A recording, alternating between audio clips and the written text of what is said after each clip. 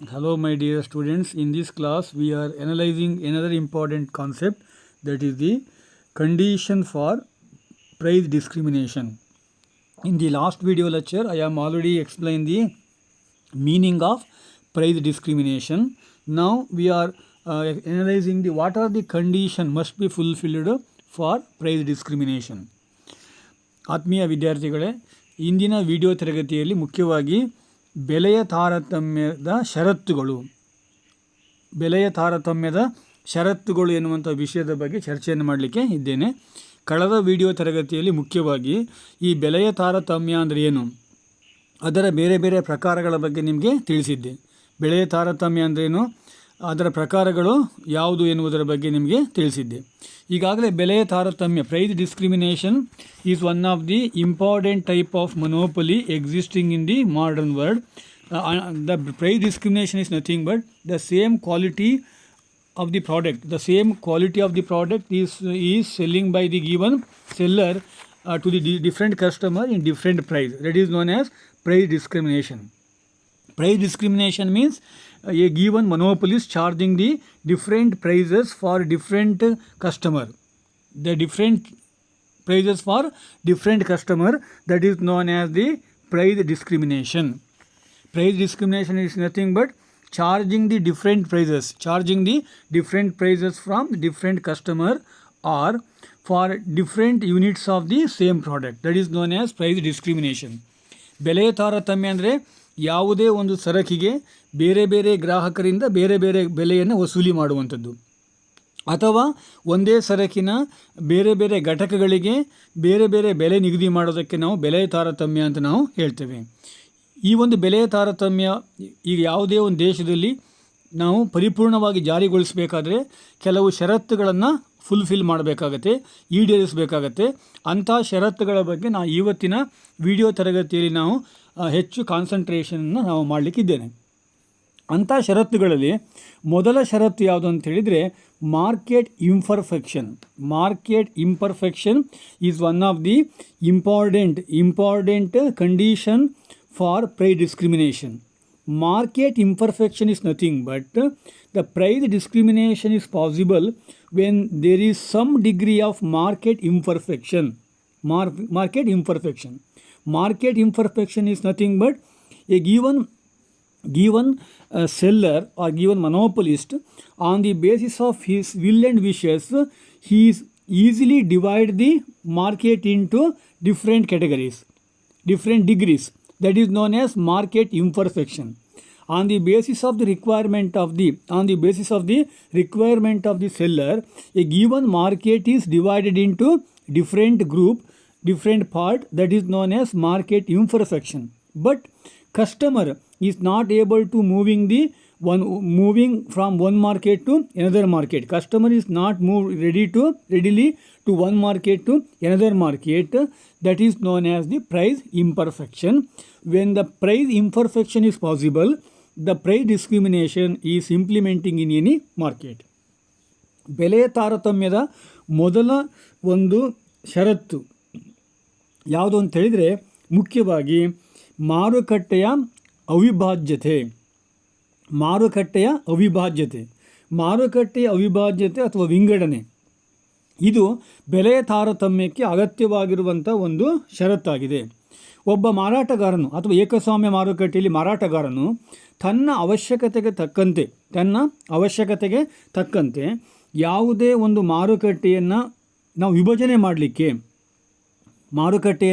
ವಿಭಜನೆ ಮಾಡಲಿಕ್ಕೆ ಸಾಧ್ಯವಾದರೆ ಆಗ ನಾವು ಬೆಲೆಯ ತಾರತಮ್ಯವನ್ನು ಜಾರಿಗೆ ತರ್ಬೋದು.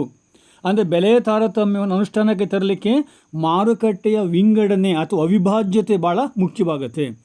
ಆತನ ಅವಶ್ಯಕತೆಗೆ ತಕ್ಕಂತೆ ಮಾರುಕಟ್ಟೆಯನ್ನು ವಿಂಗಡಣೆ ವರ್ಗೀಕರಿಸ್ಕೊಳ್ಳಿಕ್ಕೆ ಸಾಧ್ಯವಾಗುತ್ತೆ. ಈ ವರ್ಗೀಕರಣದ ಲಾಭವನ್ನು ಅನುಭೋಗಿಗಳು ಪಡ್ಕೊಳ್ಳಿಕ್ಕೆ ಸಾಧ್ಯ ಆಗೋದಿಲ್ಲ. ಅನುಭೋಗಿಗಳು ಸುಲಭವಾಗಿ ಒಂದು ಮಾರುಕಟ್ಟೆಯಿಂದ ಮತ್ತೊಂದು ಮಾರುಕಟ್ಟೆಗೆ ಚಲಿಸಲಿಕ್ಕೆ ಸಾಧ್ಯ ಆಗೋದಿಲ್ಲ. ಹಾಗಾಗಿ the market imperfection is one of the important condition for the price discrimination. The second important condition must be fulfilled by the monopolist before the price discrimination, that is the agreement between the rival seller. In a given monopoly market, in between the sellers, there is a informal agreement is to be taken place. All the firms are working in as a single firm. That is possible. It is one of the important condition for the price discrimination. ಬೆಲೆ ತಾರತಮ್ಯವನ್ನು ನಾವು ಜಾರಿಗೊಳಿಸಬೇಕಾದ್ರೆ ಅಗತ್ಯವಾಗಿ ಬೇಕಾಗಿರುವಂಥ ಎರಡನೇ ಷರತ್ತು ಯಾವುದು ಅಂತ ಹೇಳಿದರೆ, ಇಲ್ಲಿ ಏನಾದರೂ ಪ್ರತಿಸ್ಪರ್ಧಿಗಳ ನಡುವೆ ಹೊಂದಾಣಿಕೆ ಅಥವಾ ಒಂದು ಹೊಂದಾಣಿಕೆ ಇರಬೇಕು. ಪ್ರತಿಸ್ಪರ್ಧಿಗಳ ನಡುವೆ ಹೊಂದಾಣಿಕೆ. ಯಾವುದೇ ಒಂದು ಸರಕನ್ನು ಒಂದಕ್ಕಿಂತ ಹೆಚ್ಚು ಜನ ಉತ್ಪಾದನೆ ಮಾಡ್ತಾ ಇದ್ದರೂ ಕೂಡ ಅವರ ನಡುವೆ ಒಂದು ಒಪ್ಪಂದ ಏರ್ಪಟ್ಟಿರಬೇಕು. ಪ್ರತಿಸ್ಪರ್ಧಿಗಳ ನಡುವೆ ಹೊಂದಾಣಿಕೆ ಅಥವಾ ಒಂದು ಒಪ್ಪಂದ. ಪ್ರತಿಸ್ಪರ್ಧಿಗಳ ನಡುವೆ ಹೊಂದಾಣಿಕೆ ಮತ್ತು ಒಪ್ಪಂದ ಏರ್ಪಟ್ಟಾಗ ಮಾತ್ರ ಬೆಲೆಯ ತಾರತಮ್ಯ ಸಾಧ್ಯವಾಗುತ್ತೆ. ಪ್ರತಿಸ್ಪರ್ಧಿಗಳು ಇದ್ದೇ ಇರ್ತಾರೆ, ಆದರೆ ಪ್ರತಿಸ್ಪರ್ಧಿಗಳು ಗ್ರಾಹಕರ ಎದುರು ತೋರಿಸ್ಕೊಳ್ಳೋದೇ ಇಲ್ಲ. ನಾವೆಲ್ಲರೂ ಕೂಡ ಒಂದೇ ಸರಕನ್ನು ಮಾರಾಟ ಮಾಡುವಂಥ ವ್ಯಕ್ತಿಗಳು ಎನ್ನುವಂತಹ ಒಂದು ಅಭಿಪ್ರಾಯ ಬರುವಂತೆ ಅವರ ನಡುವೆ ಒಂದು ಒಪ್ಪಂದವಾಗಿರುತ್ತೆ. ಅಂಥ ಒಪ್ಪಂದವಿದ್ದಾಗ ಮಾತ್ರ ಬೆಲೆಯ ತಾರತಮ್ಯ ಸಾಧ್ಯವಾಗುತ್ತೆ. For example, A single surgeon May charge A high fee for an operation from a rich patient, but relatively he levied the low fees for a poor patient. On the basis of an agreement, he made this type of discrimination. ಅಂದರೆ ಒಬ್ಬ doctors, ತುಂಬ famous ಇರುವ doctor ಏನು ಮಾಡ್ತಾರೆ, ಶ್ರೀಮಂತರಿಂದ ಹೆಚ್ಚು ಹಣವನ್ನು ಪಡ್ಕೊಳ್ತಾರೆ, ಬಡವರಿಂದ ಕಡಿಮೆ ಹಣವನ್ನು ಪಡ್ಕೊಳ್ತಾರೆ. ಯಾಕಾಗಿ? ಆ ಡಾಕ್ಟರ ಮಧ್ಯೆ ಆದಂಥ ಒಂದು ಒಪ್ಪಂದದಿಂದಾಗಿ. ಅಂದರೆ ಗ್ರಾಹಕರ ದೃಷ್ಟಿಯಲ್ಲಿ ನಾವು ಭಿನ್ನತೆಯನ್ನು ಮಾಡಬೇಕು ಅಂತ ಹೇಳಿಬಿಟ್ಟು ಈ ರೀತಿಯ ಒಂದು ಒಪ್ಪಂದ ಆಗಿರುತ್ತೆ. ಎಲ್ಲ ಡಾಕ್ಟರ್ಸು ಕೂಡ ಈ ರೀತಿಯ ಒಂದು ಬಿಹೇವನ್ನು ಮಾಡ್ತಾರೆ. ಶ್ರೀಮಂತರಿಗೆ ಹೆಚ್ಚು ಚಾರ್ಜಸನ್ನು, ಬಡವರಿಂದ ಕಡಿಮೆ ಚಾರ್ಜಸನ್ನು ತಗೋತಾರೆ. ಇದು ಬೆಲೆ ತಾರತಮ್ಯಕ್ಕೆ ಅಗತ್ಯವಾಗಿರುವಂಥ ಒಂದು ಕಂಡೀಷನ್ ಅಂತ ನಾವು ಹೇಳಲಿಕ್ಕೆ ಬರುತ್ತೆ. That is the agreement between the rival seller. The third important condition must be fulfilled by the monopolist for the sake of price discrimination, that is the geographical or tariff barriers. Because of the geographical differences, because of the tariff barriers, the price discrimination is possible in the modern world. For example, a given seller who is selling the product outside India, selling the product outside India in the lower price, but in India he is selling the same product in the higher price. That is a price discrimination. Because of the geographical difference in the international market, there is a tough competition among the seller. He is selling the product in the lower price, but a same product is selling by the same seller in the domestic market in the higher price. That is known as dumping. Or the geographical or tariff barriers. That is the another important condition for price discrimination. That is geographical or tariff barriers. ಬೆಲೆ ತಾರತಮ್ಯಕ್ಕೆ ಅಗತ್ಯವಾಗಿ ಬೇಕಾಗಿರುವಂಥ ಮತ್ತೊಂದು ಷರತ್ತೇನು ಅಂತ ಹೇಳಿದರೆ, ಭೌಗೋಳಿಕ ಅಥವಾ ಗಡಿಯ ಒಂದು ಅಡೆತಡೆಗಳು. ಭೌಗೋಳಿಕ ಅಥವಾ ಗಡಿಯ ಅಡೆತಡೆಗಳು ಇದ್ದಾಗ ಮಾತ್ರ ಬೆಲೆಯ ತಾರತಮ್ಯವನ್ನು ಮಾಡಲಿಕ್ಕೆ ಸಾಧ್ಯವಾಗುತ್ತೆ.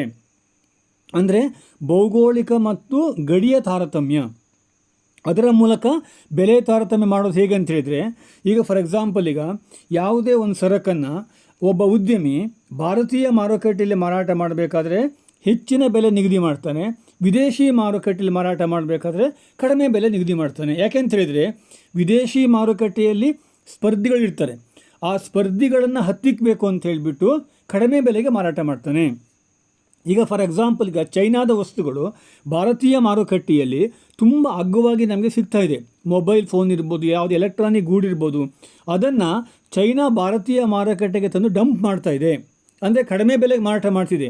ಅದೇ ವಸ್ತುವನ್ನು ಚೈನಾ ಮಾರುಕಟ್ಟೆ ಜಾಸ್ತಿ ಬೆಲೆಗೆ ಮಾರಾಟ ಮಾಡ್ತಿದೆ, ಭಾರತೀಯ ಮಾರುಕಟ್ಟೆ ಕಡಿಮೆ ಬೆಲೆಗೆ ಮಾರಾಟ ಮಾಡ್ತಿದೆ. ಯಾಕೆಂತ ಹೇಳಿದರೆ, ಭಾರತೀಯ ಮಾರುಕಟ್ಟೆನ ತಾನು ಅತಿಕ್ರಮಿಸಬೇಕು ಅನ್ನುವಂಥ ಕಾರಣಕ್ಕೋಸ್ಕರವಾಗಿ. ಅಂದರೆ ಇದು ಬೆಲೆಯ ತಾರತಮ್ಯಕ್ಕೆ ಅವಶ್ಯಕವಾಗಿ ಬೇಕಾಗಿರುವಂತಹ ಮತ್ತೊಂದು ಪ್ರಮುಖವಾದಂತಹ ಪ್ರೀ ಕಂಡೀಷನ್ ಅಂತ ನಾವು ಹೇಳ್ತೀವಿ. That is the geographical or tariff barriers. The next important condition must be fulfilled for price discrimination. That is the differentiated products. Differentiated product or the bifurcated product. On the basis of the will and wishes of the seller, a product is to be differentiated in the view of the customer. That is known as the differentiated product. Differentiated product means in the view of the customer, a given product is exposed in the different ways. That is known as differentiated product. For example, railways charges different rate for transport of coal and copper. Coal and copper are the two important commodities. At the time of transferring the coal and copper through the railway transport, they levied different charges. That is an example for differentiated product. In the view of the customer, the copper and the coal are different products. At the time of transport the coal and the transfer, they levied the different charges. That is known as the differentiated product. It is one of the important precondition for price discrimination. ಬೆಲೆ ತಾರತಮ್ಯಕ್ಕೆ ಅಗತ್ಯವಾಗಿರುವಂಥ ಮತ್ತೊಂದು ಷರತ್ತು ಯಾವುದು ಅಂತ ಹೇಳಿದರೆ ವೈವಿಧ್ಯಪೂರ್ಣವಾದ ಸರಕುಗಳು. ವೈವಿಧ್ಯಪೂರ್ಣವಾದ ಸರಕುಗಳು. ಇಲ್ಲಿ ವೈವಿಧ್ಯಪೂರ್ಣ ಸರಕು ಅಂದ್ರೇನು? ಅನುಭೋಗಿಯ ದೃಷ್ಟಿಯಲ್ಲಿ ಭಿನ್ನವಾಗಿರುವಂಥ ಸರಕುಗಳು. ಆದರೆ ಅವುಗಳ ಗುಣಮಟ್ಟ ಎಲ್ಲ ಒಂದೇ ಇರುತ್ತೆ. ಅನುಭೋಗಿ ದೃಷ್ಟಿಯಲ್ಲಿ ಮಾತ್ರ ಅವು ಭಿನ್ನವಾಗಿ ಕಾಣ್ತವೆ. ಅಂದರೆ ಗ್ರಾಹಕರ ದೃಷ್ಟಿಯಲ್ಲಿ ಭಿನ್ನ ಅಂತ ತೋರ್ಪಟ್ಟರೂ ಕೂಡ ಅವುಗಳ ಗುಣಮಟ್ಟ, ಅವುಗಳ ಬೆಲೆ, ಅವುಗಳ ಒಂದು ಶಕ್ತಿ ಎಲ್ಲವೂ ಕೂಡ ಒಂದೇ ಆಗಿರ್ತವೆ. ಅದನ್ನು ನಾವು ವೈವಿಧ್ಯಪೂರ್ಣ ಸರಕು ಅಂತ ಹೇಳ್ತೇವೆ. ಅದರ ಬಗ್ಗೆ ನಿಮಗೆ ಮೊನೋಪೊಲಿಸ್ಟ್ ಮಾರ್ಕೆಟ್ ಬಂದಾಗ ಹೇಳ್ತೀವಿ. ಸ್ವಾಮ್ಯಯುತ ಪೈಪೋಟಿ ಮಾರುಕಟ್ಟೆ ಬಂದಾಗ ನಿಮಗೆ ಹೆಚ್ಚು ಸವಿಸ್ತಾರವಾಗಿ ತಿಳಿಸ್ತೇನೆ. ಅದಕ್ಕೆ ಒಂದು ಒಳ್ಳೆಯ ಎಕ್ಸಾಂಪಲ್ ಅಂತ ಹೇಳಿದರೆ, ಈಗ ಭಾರತೀಯ ರೈಲ್ವೆ ಇದೆಯಲ್ಲ, ಅದು ತನ್ನ ಮೂಲಕ ಈಗ ಕಲ್ಲಿದ್ದಲು ಮತ್ತು ತಾಮ್ರವನ್ನು ಸಾಗಣೆ ಮಾಡಲಿಕ್ಕೆ ಅವಕಾಶ ಮಾಡಿಕೊಟ್ರೆ, ಕಲ್ಲಿದ್ದಿನ ಸಾಗಾಟಕ್ಕೆ ಒಂದು ಬೆಲೆಯನ್ನು, ಹಾಗೆ ತಾಮ್ರದ ಸಾಗಾಟಕ್ಕೆ ಮತ್ತೊಂದು ಬೆಲೆ ನಿಗದಿ ಮಾಡುತ್ತೆ. ಯಾಕೆಂತ ಹೇಳಿದರೆ, ಕಲ್ಲಿದ್ದಲನ್ನು ತಾಮ್ರ ಅಂತ ಮಾರಾಟ ಮಾಡಲಿಕ್ಕೆ ಬರೋದಿಲ್ಲ, ತಾಮ್ರವನ್ನು ಕಲ್ಲಿದ್ದಲು ಅಂತ ಮಾರಾಟ ಮಾಡಲಿಕ್ಕೆ ಬರೋದಿಲ್ಲ. ಅಂದರೆ ಅದರ ನಡುವೆ ಇಲ್ಲಿ ಏನಾಗಿರುತ್ತೆ, ವಸ್ತು ಪ್ರಭೇದ ಸಾಧ್ಯವಾಗೋದಿಲ್ಲ. ಕಲ್ಲಿದ್ದಲನ್ನು ತಾಮ್ರ ಅಂತ ಯಾರೂ ಮಾರಾಟ ಮಾಡಲಿಕ್ಕೆ ಬರೋದಿಲ್ಲ, ತಾಮ್ರವನ್ನು ಕಲ್ಲಿದ್ದಲು ಅಂತ ಹೇಳೋಕ್ಕೂ ಕೂಡ ಬರೋದಿಲ್ಲ. ಹಾಗಾಗಿ ಎಲ್ಲಿ ನಿಮಗೆ ಬೆಲೆಯ ತಾರತಮ್ಯ ಅಥವಾ ವಸ್ತುಗಳ ಪ್ರಭೇದ ಮಾಡಲಿಕ್ಕೆ ಸಾಧ್ಯ ಆಗೋದಿಲ್ವೋ ಅಲ್ಲಿ ಬೆಲೆಯ ತಾರತಮ್ಯ ಮಾಡಲಿಕ್ಕೆ ಸಾಧ್ಯವಾಗುತ್ತೆ. ಅದೇ ರೀತಿಯಲ್ಲಿ ಒಬ್ಬ ಶ್ರೀಮಂತ ತನಗೆ BPL ಕಾರ್ಡ್ ಸಿಗುತ್ತೆ ಅಥವಾ ತನಗೆ ಯಾವುದೋ ಒಂದು ವೈದ್ಯಕೀಯ ಸೌಲಭ್ಯ ಸಿಗುತ್ತೆ ಅಂತೇಳಿಬಿಟ್ಟು ತನ್ನ ಆಸ್ತಿಯನ್ನೆಲ್ಲ ಮಾರಾಟ ಮಾಡಲಿಕ್ಕೆ ಬರೋದಿಲ್ಲ. That is the example for differentiated products. ಅಂದರೆ ವೈವಿಧ್ಯಪೂರ್ಣವಾದಂತಹ ಸರಕು ಇದ್ದಾಗ ಇದು ಸಾಧ್ಯವಾಗುತ್ತೆ. That is one of the important pre condition. The next important pre condition for price discrimination, that is ignorance of the buyers. Most of the cases the price discrimination is possible because of the ignorance of the buyers. Buyers are not aware about the prices of the product and quality of the product brought and sold in a given market. In these cases, the price discrimination is possible. That is the ignorance of the buyers. All the buyers are not able to aware about the price and quality of the product.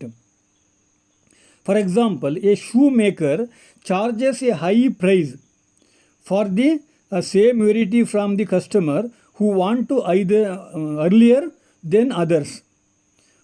The same variety of the shoe different buyers are also charged in the different prices. That is example for the ignorance of the buyers. In a given market, in a shoe selling shops,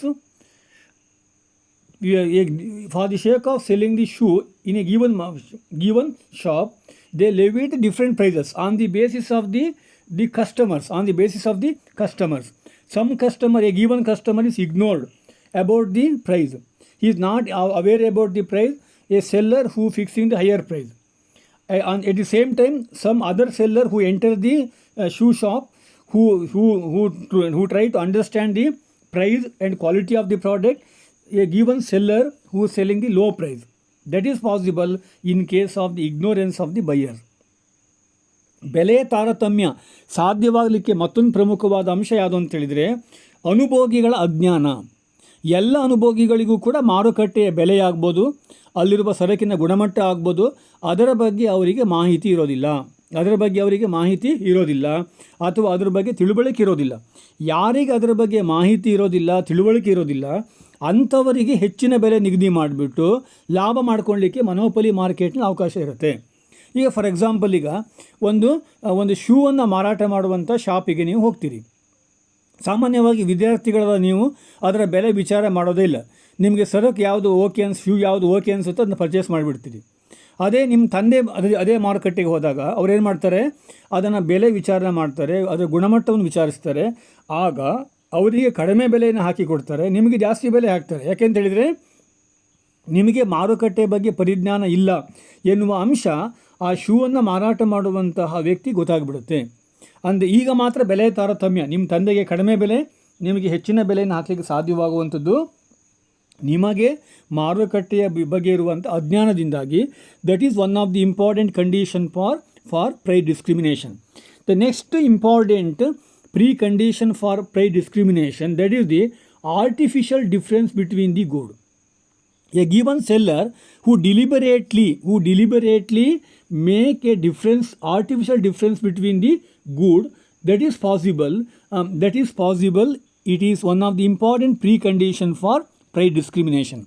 ಬೆಲೆಯ ತಾರತಮ್ಯಕ್ಕೆ ಅಗತ್ಯವಾಗಿ ಬೇಕಾದಂಥ ಮತ್ತೊಂದು ಪ್ರಮುಖವಾದಂತಹ ಸನ್ನಿವೇಶ ಯಾವುದು ಅಂತ ಹೇಳಿದರೆ, ಅಂದರೆ ಇಲ್ಲಿ ಕೃತಕವಾದಂಥ ಸರಕಿನ ನಡುವಣ ಭಿನ್ನತೆ, ಸರಕಿನ ನಡುವಣ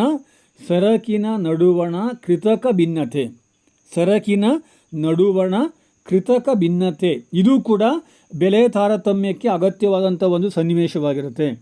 ನಾವು ಕೆಲವು ಸಂದರ್ಭಗಳಲ್ಲಿ ಯಾವುದೇ ಒಂದು ಸರಕಿನ ಬೇರೆ ಬೇರೆ ಘಟಕದ ಮಾರಾಟದ ವೇಳೆಯಲ್ಲಿ ಭಿನ್ನತೆ ಮಾಡಲಿಕ್ಕೆ ಸಾಧ್ಯ ಆಗೋದಿಲ್ಲ. ಕೆಲವು ವೇಳೆ ಭಿನ್ನತೆ ಮಾಡಲಿಕ್ಕೆ ಸಾಧ್ಯವಾಗುತ್ತೆ. ಆ ಸಾಧ್ಯವಾದಾಗ ಬೆಲೆಯ ತಾರತಮ್ಯವನ್ನು ಜಾರಿಗೆ ತರ್ಬೋದು. ಬೆಲೆಯ ತಾರತಮ್ಯಕ್ಕೆ ಅಗತ್ಯವಾಗಿ ಬೇಕಾಗಿರುವಂಥ ಮತ್ತೊಂದು ಕಂಡೀಷನ್ ಯಾವುದು ಅಂತ ಹೇಳಿದರೆ, ಯಾವುದೇ ಒಂದು ಸರಕಿನ ನಡುವೆ ಕೃತಕವಾದ ಭಿನ್ನತೆಯನ್ನು ನಾವು ಏರ್ಪಡಿಸಲಿಕ್ಕೆ ಸಾಧ್ಯವಾದಾಗ ಬೆಲೆಯ ತಾರತಮ್ಯ ಸಾಧ್ಯವಾಗುತ್ತದೆ. That is one of the important pre condition for price discrimination. ಬೆಲೆಯ ತಾರತಮ್ಯಕ್ಕೆ ಈ ಕೃತಕವಾದಂಥ ಸರಕಿನ ನಡುವಣ ಒಂದು ಭಿನ್ನತೆ ಮಾಡಲಿಕ್ಕೆ ಸಾಧ್ಯವಾದಾಗ. ಅದಕ್ಕೊಂದು ಒಳ್ಳೆಯ ಎಕ್ಸಾಂಪಲ್ ಹೇಳಬೇಕು ಅಂತ ಹೇಳಿದರೆ, ಯಾವುದೇ ಒಂದು ಸೋಪನ್ನು ಒಂದು ಕಂಪ್ನಿ ಮಾರಾಟ ಮಾಡಬೇಕಾದ್ರೆ ಅದಕ್ಕೆ ತುಂಬ ಚೆಂದಾಗಿ ಪ್ಯಾಕ್ ಮಾಡಿದರೆ ಅದಕ್ಕಿಂತ ಹೆಚ್ಚಿನ ಬೆಲೆ ನಿಗದಿ ಮಾಡ್ತಾರೆ. ಇನ್ನು ಆರ್ಡಿನರಿ ಪ್ಯಾಕ್ ಮಾಡಿಬಿಟ್ರೆ ಕಡಿಮೆ ಬೆಲೆ ನಿಗದಿ ಮಾಡ್ತಾರೆ. ಫಾರ್ ಎಕ್ಸಾಂಪಲ್, ನೀವೆಲ್ಲ ಬಹುಶಃ ನೀವು ನೋಟ್ಬುಕ್ಕನ್ನು ಕೊಂಡ್ಕೊಳ್ತೀರಿ. ಆ ನೋಟ್ಬುಕ್ಕಿನ ರ್ಯಾಪರ್ ತುಂಬ ಚೆನ್ನಾಗಿದ್ದರೆ ಅದಕ್ಕೆ ಹೆಚ್ಚಿನ ಬೆಲೆ. ರ್ಯಾಪರ್ ತುಂಬ ಚೆನ್ನಾಗಿಲ್ಲ ಅಂತಾದರೆ ಅತ್ತೇನೋ ಆ ರ್ಯಾಪರ್ನಲ್ಲಿ ಫಿಲಮ್ ಸ್ಟಾರ್ಗಳು, ಕ್ರಿಕೆಟ್ ಪ್ಲೇಯರ್ಸು, ಟೆನ್ನಿಸ್ ಪ್ಲೇಯರ್ಸು ಅವ್ರದ್ದೆಲ್ಲ ಫೋಟೋ ಇದೆ, ಸ್ವಲ್ಪ ಬೈಂಡಿಂಗ್ ದಪ್ಪ ಇದೆ ಅಂದರೆ ಅದೇ ಪೇಪರ್ನ ಕ್ವಾಲಿಟಿಯ ನೋಟ್ಬುಕ್ಕಿಗೆ ಹೆಚ್ಚು ಬೆಲೆ ಫಿಕ್ಸ್ ಮಾಡ್ತಾರೆ. ಅದು ಯಾವುದೂ ಇಲ್ಲ, ಒಂದು ಆರ್ಡಿನರಿ ಪೇಪರ್ ಬೈಂಡಿಂಗ್ ಇದೆ ಅಂದರೆ ಕಡಿಮೆ ಬೆಲೆ ಫಿಕ್ಸ್ ಮಾಡ್ತಾರೆ. ಅಂದರೆ ಇಲ್ಲಿ ಒಂದು ಕೃತಕವಾದ ಸರಕಿನ ನಡುವಣ ಒಂದು ಭಿನ್ನತೆಯನ್ನು ಮಾಡಲಿಕ್ಕೆ ಸಾಧ್ಯವಾದಾಗ ಬೆಲೆಯ ತಾರತಮ್ಯ ಸಾಧ್ಯವಾಗುತ್ತೆ. The next important precondition for price discrimination, that is the difference in demand. The demand for the product is, we are already know that it depends upon so many things. It is not one and the same, not at all. It is one and the same. It is differ from one point of time to another point of time. When the demand for a product is changing from one point of time to another point of time, a given monopolist who deliberately make the price discrimination. Suppose a given product demand is increasing from one point of time to another point of time, he levied the higher price. Suppose the product demand is declining, he levied the lower price. That is one of the important condition for price discrimination. ಬೆಲೆಯ ತಾರತಮ್ಯಕ್ಕೆ ಅಗತ್ಯವಾಗಿರುವಂಥ ಮತ್ತೊಂದು ಸನ್ನಿವೇಶ ಯಾವುದು ಅಂತ, condition ಯಾವುದು ಅಂತ ಹೇಳಿದರೆ, ಷರತ್ತು ಯಾವುದು ಅಂತ ಹೇಳಿದರೆ, ಇಲ್ಲಿ ಬೇಡಿಕೆಯಲ್ಲಿನ ವ್ಯತ್ಯಾಸ. ಎಲ್ಲ ಸರಕಿನ ಬೇಡಿಕೆಗಳು ಕೂಡ ಎಲ್ಲ ಕಾಲದಲ್ಲೂ ಒಂದೇ ರೀತಿ ಇರೋದೇ ಇಲ್ಲ. ಸರಕಿನ ಬೇಡಿಕೆಗಳು ಅನೇಕ ಅಂಶಗಳಿಂದ ಪ್ರಭಾವಕ್ಕೆ ಒಳಗಾಗ್ತವೆ. ಅದು ಕಾಲದಿಂದ ಕಾಲಕ್ಕೆ ಬದಲಾಗ್ತಾ ಹೋಗ್ತವೆ. ಯಾವಾಗ ಸರಕಿನ ಬೇಡಿಕೆ ಬದಲಾಗ್ತಾ ಇರುತ್ತೆ ಆಗ ಬೆಲೆ ತಾರತಮ್ಯವನ್ನು ಮಾಡಲಿಕ್ಕೆ ಸಾಧ್ಯವಾಗುತ್ತೆ. ಹಾಗಾಗಿ ಸರಕಿನ ಬೇಡಿಕೆಯಲ್ಲಿನ ವ್ಯತ್ಯಾಸವೂ ಕೂಡ ಬೆಲೆಯ ತಾರತಮ್ಯಕ್ಕೆ ಅಗತ್ಯವಾದಂಥ ಒಂದು ಸನ್ನಿವೇಶ ಅಂತ ನಾವು ಹೇಳಲಿಕ್ಕೆ ಬರುತ್ತೆ. These are the various condition must be fulfilled before the price discrimination by the monopolist. ಇವೆಲ್ಲವೂ ಕೂಡ ಬೆಲೆಯ ತಾರತಮ್ಯವನ್ನು ಮಾಡಲಿಕ್ಕೆ ಅಗತ್ಯವಾಗಿರುವಂಥ ಕೆಲವು ಷರತ್ತುಗಳು ಆಗಿವೆ ಅಂತ ನಾವು ಹೇಳ್ಬೋದು. That is about the condition for price discrimination. Thank you.